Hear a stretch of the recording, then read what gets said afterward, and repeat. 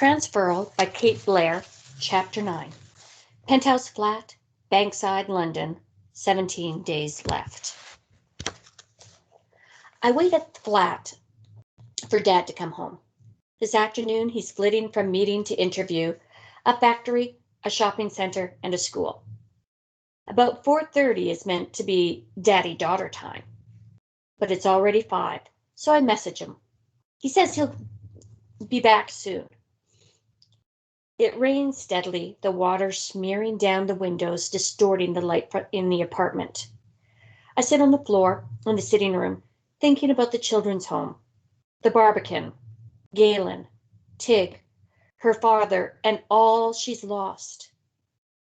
When the front door clicks open, I jump to my feet and run to my dad. I wrap my arms around him, and the wet of his coat soaks through my shirt. "Talia," he says, "what's this all about?" "Pleased to see you," I say, my voice muffled against his chest. He laughs and pulls away. "At least let me take off my coat." He shrugs it off his shoulders, and water splatters onto the hardwood. Footsteps and conversation come from behind him, and the clack of a cane.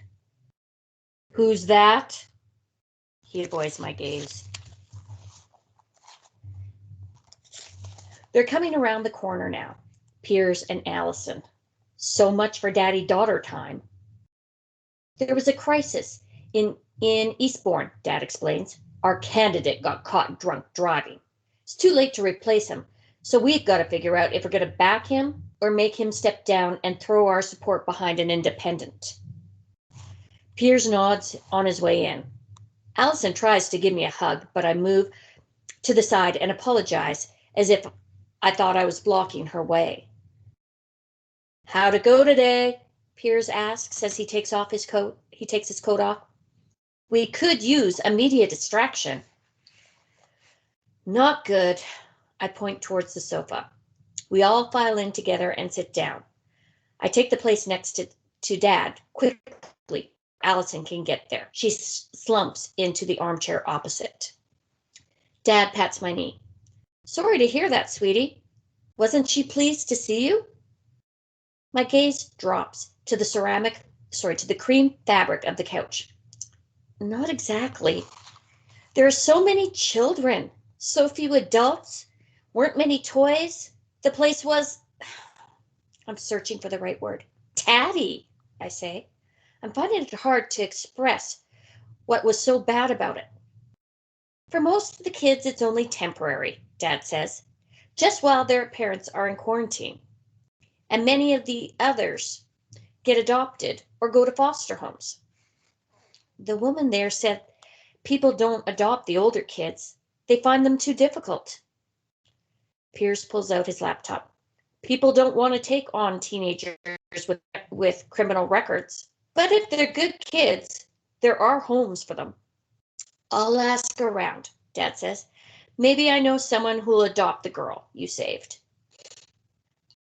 I smiled at that, and Dad puts his arm around me. "But I promised the woman there that I'd talk to you about it and get some help." Allison leans forward from the armchair opposite. "And you have. You've kept your promise. You should be proud." I ignore her. "Can't you do more, Dad?" "We have limited resources. We'll do what we can, but not everyone can live like we do, honey." "I'm not asking for them to have a place like this," I gestured towards our huge flat. "Just somewhere nice." "It's not just about the money, Talia. Although raising children is expensive. Ideally, we want them to stay with their families, right?" "Well, yeah. Parents want what's best for their children. So if we spend too much, make the children's home too nice, parents will abandon their children there. They think that they'll have a better life there than they could give them. We don't want that, do we?" I shake my head.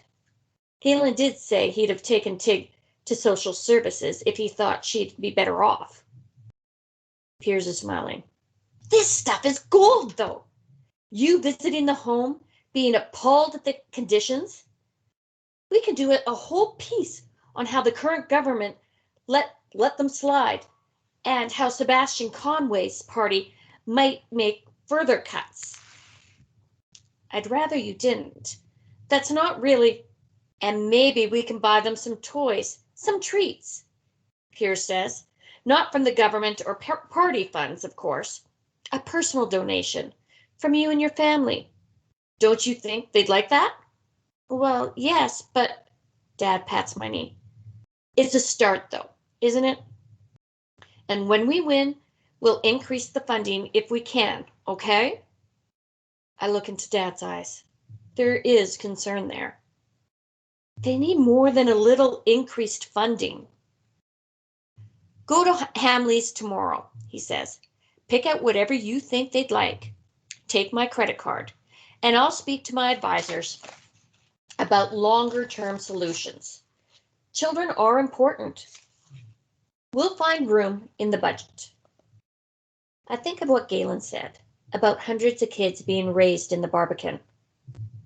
What about the others? Piers raises his eyebrows. What others? The children who don't go into care. The ones in the Barbican, for example. Dad starts to open his briefcase.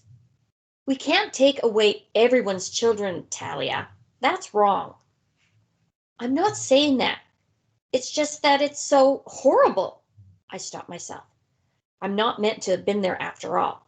I mean, I've heard it's horrible.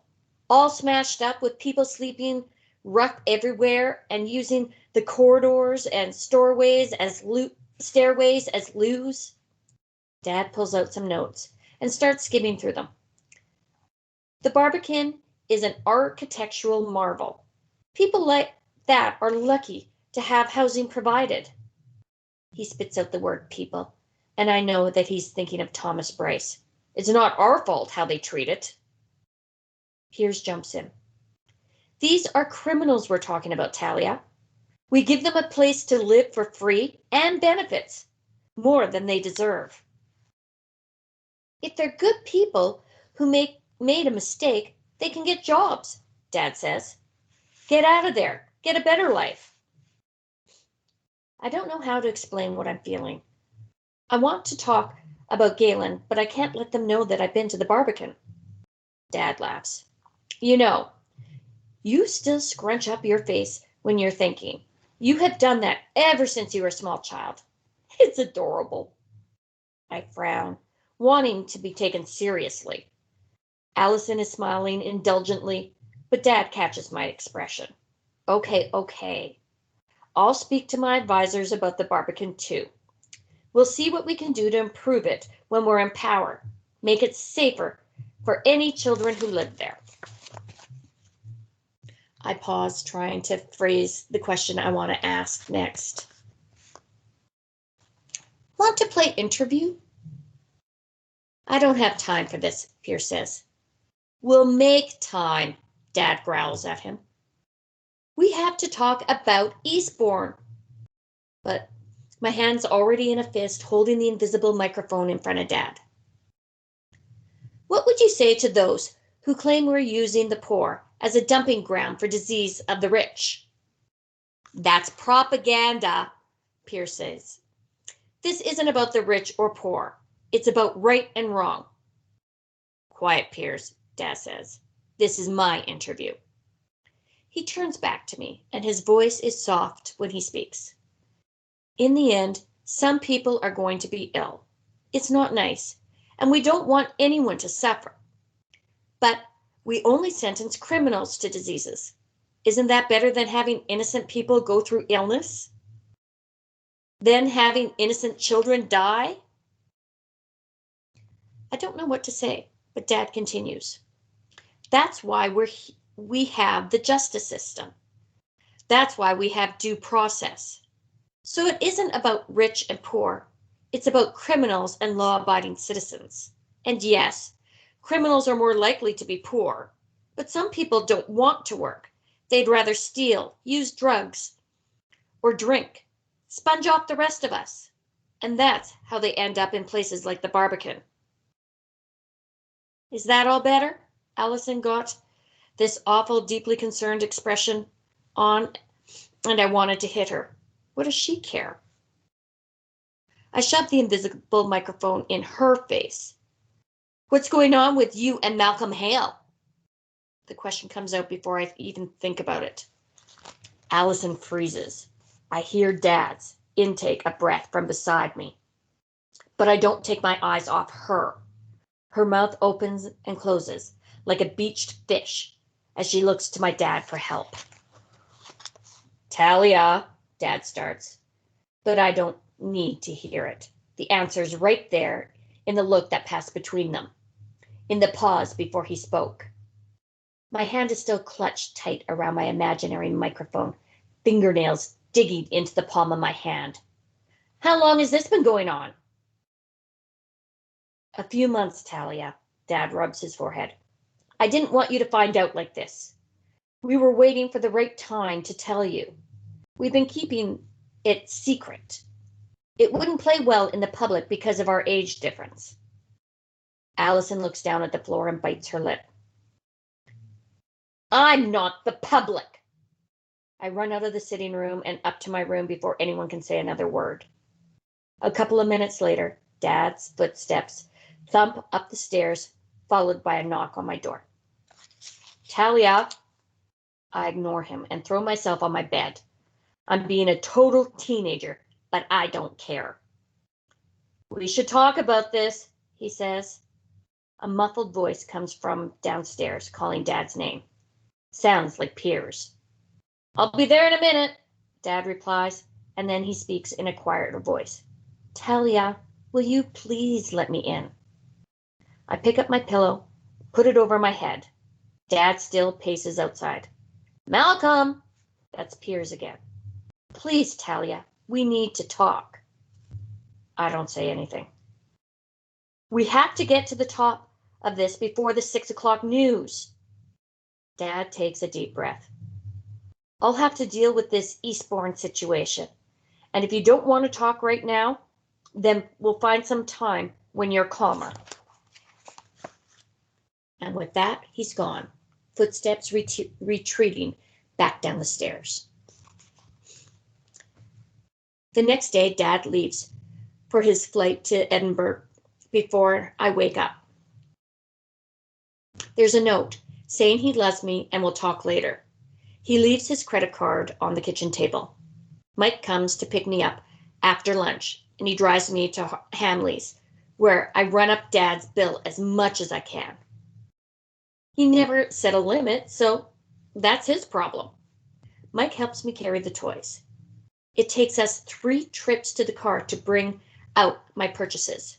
Craft kits, puppets, costumes, remote control planes, paints, magic tricks, jigsaws, books, and science sets. We might not be able to fix the home right away, but I'm going to try my best to cheer that place up, and Dad can pick up the damn tab. I get back in the car and we drive to Hackney. I wonder if Galen will be there this time.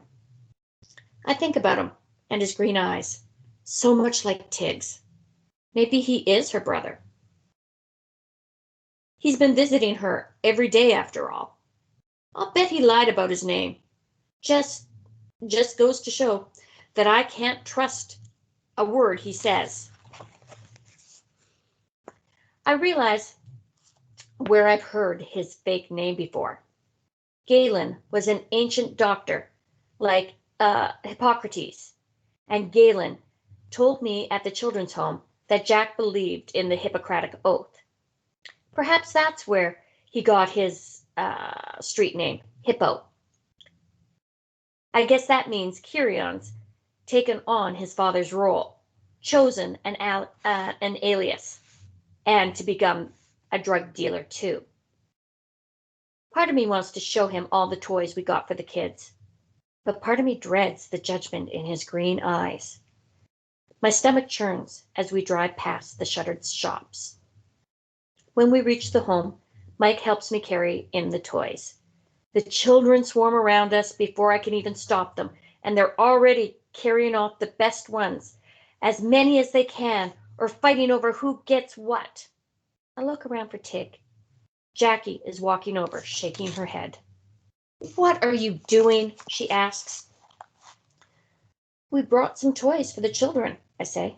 I'm not blind. The exhausted expression clouds her face again. You should have let me distribute them. Half of them will be broken by the end of the day, and some of them are choking hazards.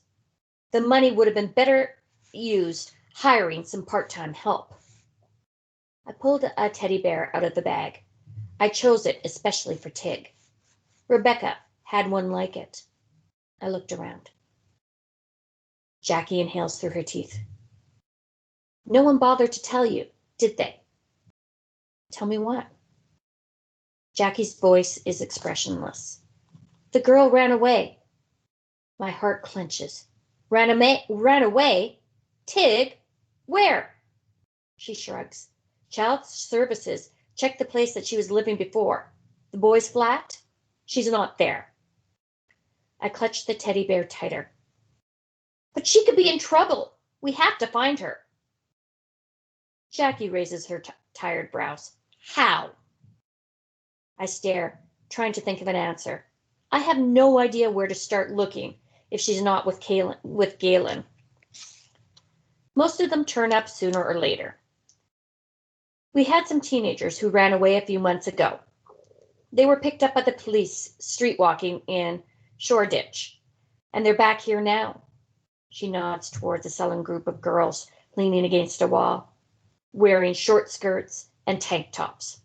One of them starts coughing. Jackie must see the shock on my face because she adds, Don't worry. Tig's probably